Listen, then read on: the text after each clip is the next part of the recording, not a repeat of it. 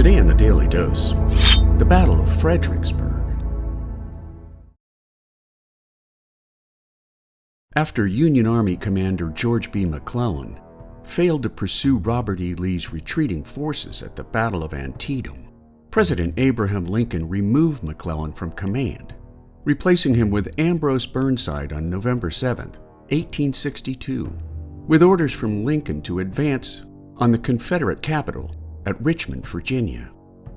A week later, Burnside had advanced 2 Union corps to Falmouth across the Rappahannock River from Fredericksburg, Virginia, prompting Lee to rush his 80,000-man army to the hills above the city, digging high-ground fortifications along a 3-mile line of defense before the bulk of Burnside's forces could arrive.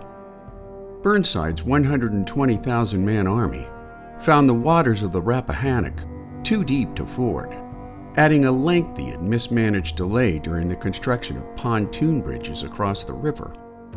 Lee offered only token resistance at first, preferring to wait for Stonewall Jackson's men to reach Fredericksburg. On December 13th, Burnside ordered General William B. Franklin to lead his left flank on Lee's right, now commanded by Jackson, while the remainder of Burnside's forces attempted to assault Confederate General James Longstreet's 1st Corps at Marye's Heights. As the bloodbath ensued, Union General George Meade managed to pierce Jackson's line, but when Franklin botched an opportunity to move his 50,000-man force against the bulge in the Confederate line, by the time the battle ended in defeat for Union forces, the Army of the Potomac had suffered 13,000 casualties, compared to 5,000 on the Confederate side. The crushing defeat sent Union morale into a plummeting freefall, while victory for the Confederates pumped new life into the South after Lee's failure at Antietam.